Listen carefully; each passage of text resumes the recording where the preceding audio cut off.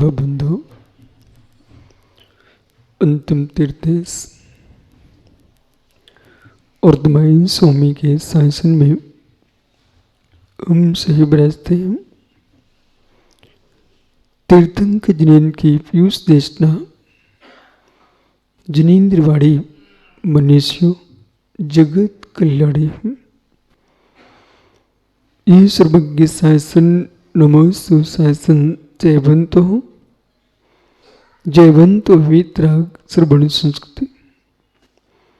भगवत अरहत परमेश्वर तीर्थंकर दिनेश्वर देव ने विश्व वसुंधरा को वस्तु के वस्तुत्व का सत्यात बोध प्रदान किया है।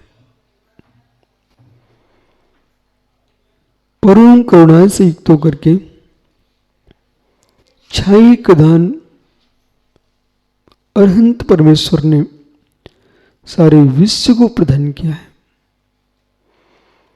उत्साहिक दान में उत्साहिक अभय दान है। तीर्थंकर भगवान भी केवली दान देते हैं। दान आत्मा का धर्म है। सर्वज्ञ देव भी दान देते हैं, छाइक अभय दान। उन्होंने आपसे कहा कि हो मित्र, अणव्रतों का पालन करो, महाव्रतों का पालन करो। तो सोचने वाला सोचता है कि भगवान ने कहा कि जीवों पर दया करो। भगवान ने कहा जीवों पर दया करो। अणव्रती से कहा त्रिस हिंसा मत करो। महाव्रती से कहा त्रिस स्थावर कोई भी हिंसा मत करो। तो लोगों ने क्या सोच लिया, भगवान ने पर हिंसा का त्याग करने की बात की है, जबकि बोध होना चाहिए है जो इंद्रिय का धर्म है वही धर्म का धर्म है। जो इंद्रिय का धर्म है वही धर्म का धर्म है। इसको समझना पड़ेगा। आपकी प्रत्येक इंद्रिय द्वैतभूत है। जैसे कि नेत्र, नेत्रों से आप सुंदर चित्र देखते हो, इच्छाओं की पूर्ति कर लेते हो। नेत्रों से आपको बड़ी शांति मिलती है, भोगों की अनुभूति ले लेते हो। नेत्र की बात कर रहा हूं। लेकिन नेत्र भगवान के दर्शन भी तो करवाता है।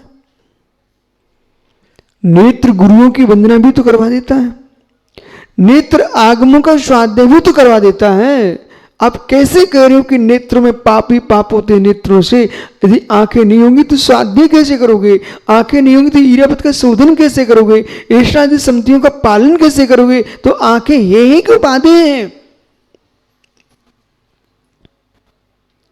आंखें, नेत्र, नैन, लोचन, ये उपाधेय भूत है कि है भूत है?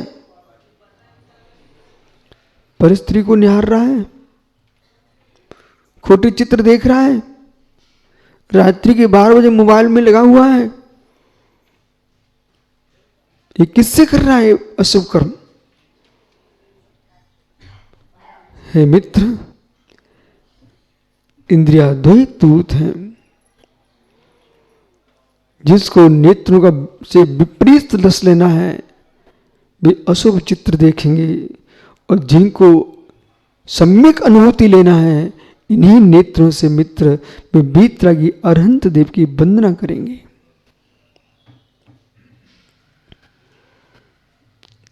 दृष्टि,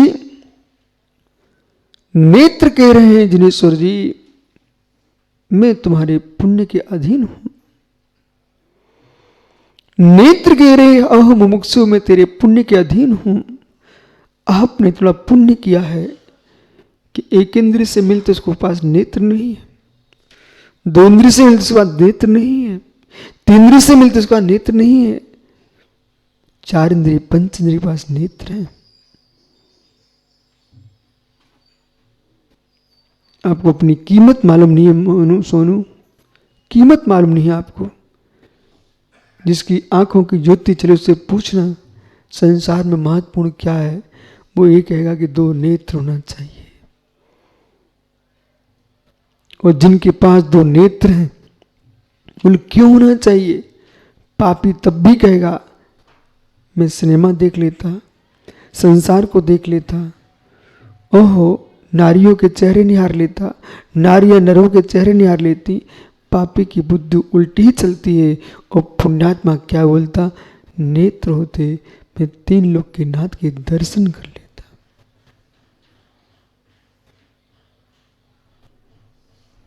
आंखें प्राप्त की है आर्जव, तो कौन सा बड़ा काम कर लिया? जिन्होंने आंखों से जीवों को देख के नहीं चला, भी आंखें किस काम की?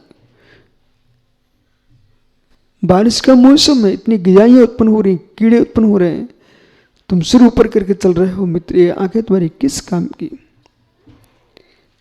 आंखें आपको इसलिए मिली हैं कि वंदना करो बंदनी की, वंदना करो बंदनी की, बद ना करो किसी प्राणी का। जमीन को देख के चलो, जमीन को देख के चलो। जो जमीन को देख के चलेंगे फिर आकाश की ओर जाएंगे। जो जमीन को देख के चलेगा वो ऊर्ध्वगमन करेगा। इरिया पर से चलो। तो नेत्र, नेत्र द्वैतभूत है कि नहीं? नेत्र द्वैतभूत है। तो मित्र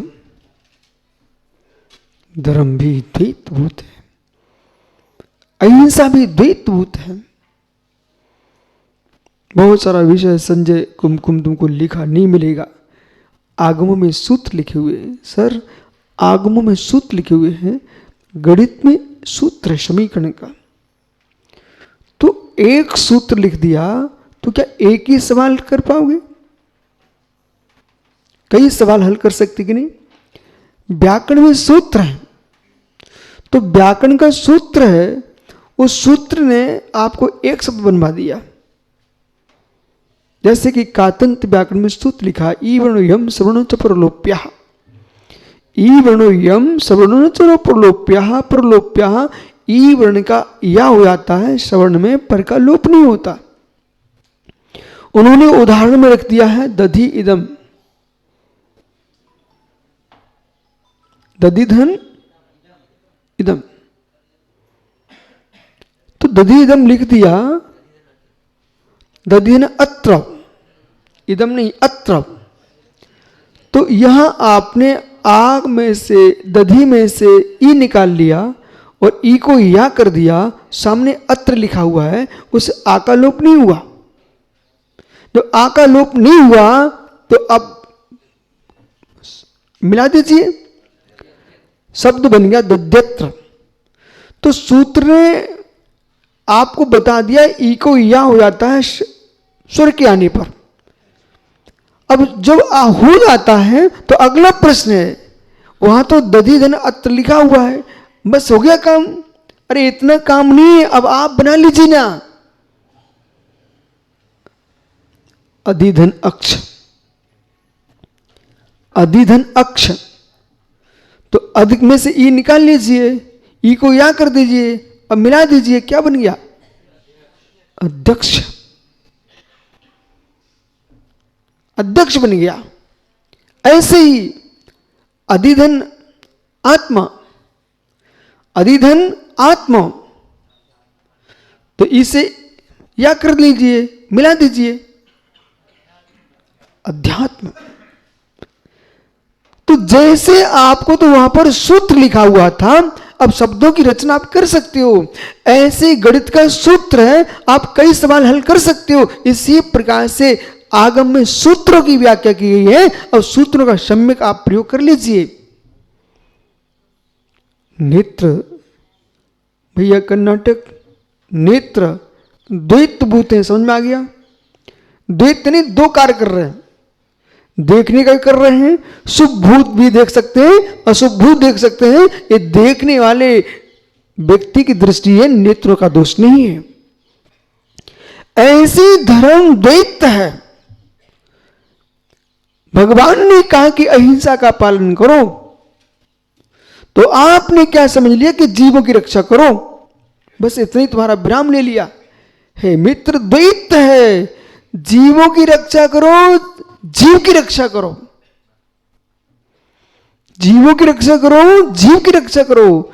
उन जीवों के अंदर आप नहीं हो क्या? एक जीव की आपने रक्षा की, उसके प्राणों की रक्षा हो गई, पर तुम्हारे पाप बंधे से तुम्हारी रक्षा हुई कि नहीं हुई? आप सिर उठा के ऊंट जैसा चलते, किसी जीव का वध हो जाता तो उससे तुमको कर्म का बंध होता कि नहीं होता? प्रमाद में चलते सर, धावते अग्रे ध्रुवम हिंसा, धावते अग्रे ध्रुवम हिंसा। जो व्यक्ति प्रमाद से युक्त होकर के चलता है, उसके आगे आगे हिंसा दौड़ती है।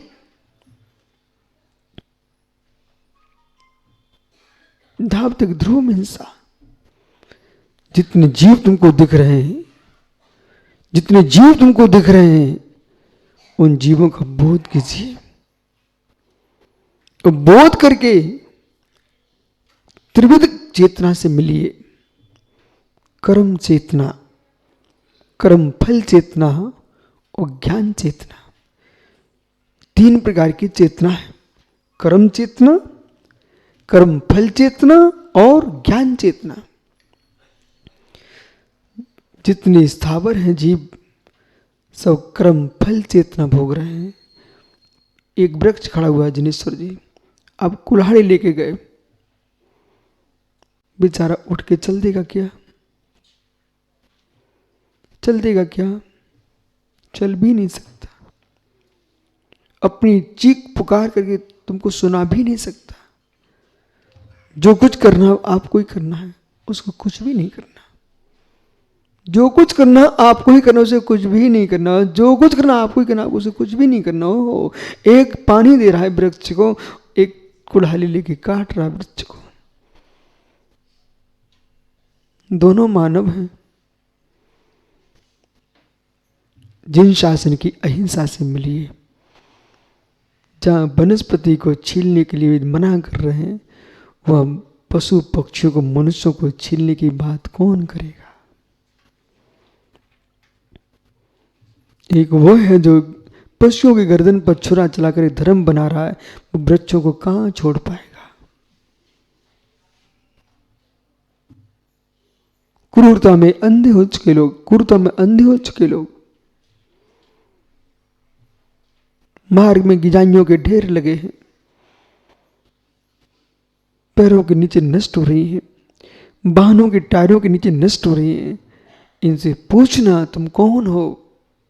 बोले मैं वही मनुष्य हूं, मैं वही मनुष्य हूं जिसने दूसरे को रोदा था, धर्म के नाम पर छुरा चलाए थे, रक्त की नदियां बही थी।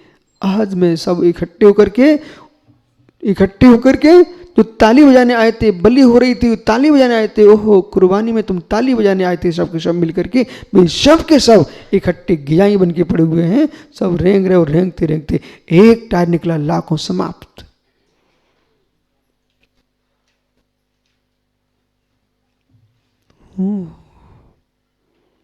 धर्म द्वैत है।